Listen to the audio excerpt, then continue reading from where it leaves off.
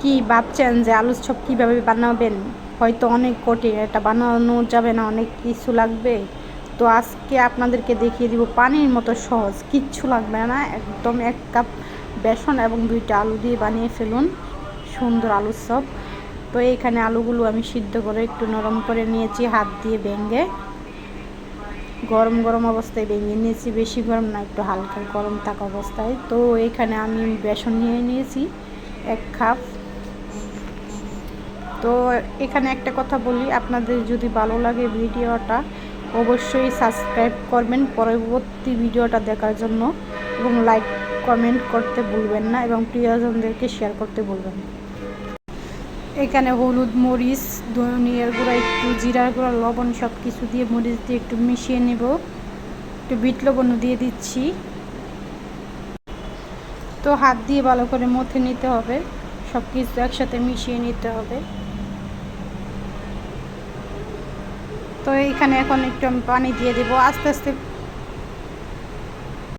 আস্তে আস্তে পানিটা দিতে হয়, অ্যাড করতে হয়। বেশি করে দপ করে পানিটা দিয়ে দিলে এটা গুটি গুটি থাকবে এবং মিশ্রণটা সুন্দর হবে না। অবশ্যই আস্তে আস্তে হাত দিয়ে সুন্দর করে পানিটা দিয়ে দিবেন এবং হাত দিয়ে ভালো করে মেখে নেবেন। আর যদি আপনাদের ভালো লাগে এই ভিডিওটা অবশ্যই সাবস্ক্রাইব করে যাবেন এবং শেয়ার করে দিবেন, সবাইকে শেয়ার করে দিবেন, আপনাদের কাছের মানুষদেরকে, তাদেরকেও দেখার সুযোগ করে দিবেন।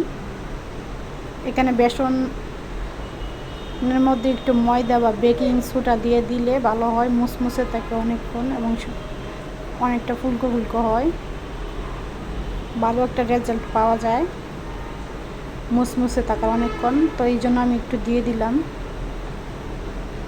না দিলেও হবে, দেওয়ার কোনো দরকার নেই যে একদম এটা দিতেই হবে দিলেই হবে, না দিলে হবে না। বেসন দিয়ে অনেক সুন্দর আলুর চপ হয়, যা থাকে আপনাদের কাছে তা দিয়ে করবেন। ভালো করে একদম হাত দিয়ে সুন্দর করে ব্যাটারটা করে নিতে হবে। এই তো দেখেন আমার ব্যাটারটা করা একদম ঘন হয়ে গেছে। অনেকে হয়তো আদা রসুনের গুঁড়া দেয়, এগুলো দেওয়ার কোনো দরকার নেই, এত ঝামেলা করার কোনো দরকার নেই, আপনারা এইভাবেই করে নেবেন সহজভাবে, একদম কোনো ঝামেলা ছাড়া। তো এখন ব্যাটারটা তৈরি হয়ে গিয়েছে, এখন আপনাদেরকে দেখিয়ে দিব কীভাবে পারফেক্ট হয়। তো এখানে আমি আলুগুলো দেখতেই পাচ্ছেন, এই আলুগুলো এখন আমি কড়াইয়ের মধ্যে দিয়ে ভালো করে একটু ভর্তাটা বানিয়ে নেব। তো এখানে দেখেন আমার হাতের মধ্যে কি সুন্দর লেগে গেছে, একদম পরে যায় না, আমার হাতটা ডেকে গেছে, এই পর্যন্তই বুঝতে হবে এটা হয়ে গেছে বেসনটা রেডি করা। তো এখানে আমি কড়াইয়ের মধ্যে পেঁয়াজ এবং কাঁচামরিচ কুচি, লবণ একটু দিয়ে সরষের তেল দিয়ে বাগার দিয়ে নিচ্ছি।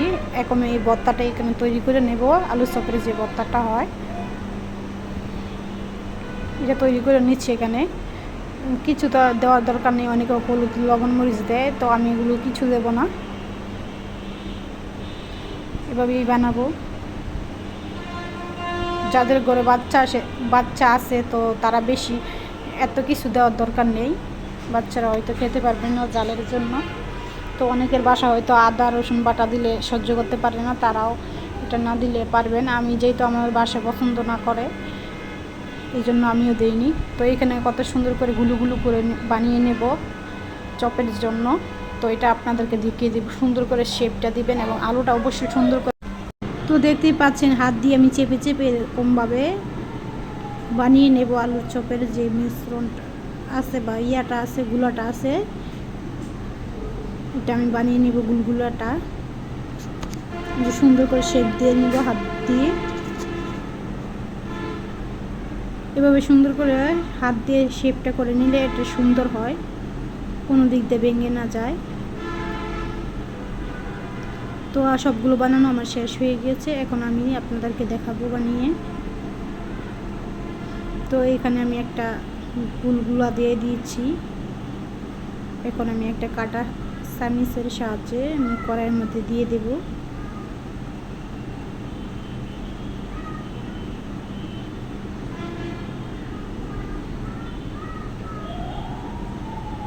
তেলটা ভালো করে গরম করে নিতে হবে অবশ্যই। তেলটা গরম হয়ে গেলে তারপর এটার মধ্যে দিয়ে দিতে হয়। তেলটা গরম না হওয়া পর্যন্ত দিয়ে দিলে নিচ দিয়ে লেগে যাবে। এই যে দেখেন কতটা সুন্দর একদম ফুলকো হয়েছে।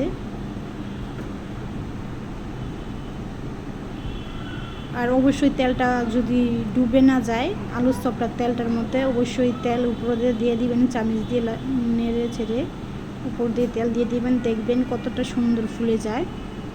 তো এটা আমার বানানো শেষ হয়ে গিয়েছে, একে একে সব বানিয়ে নেব।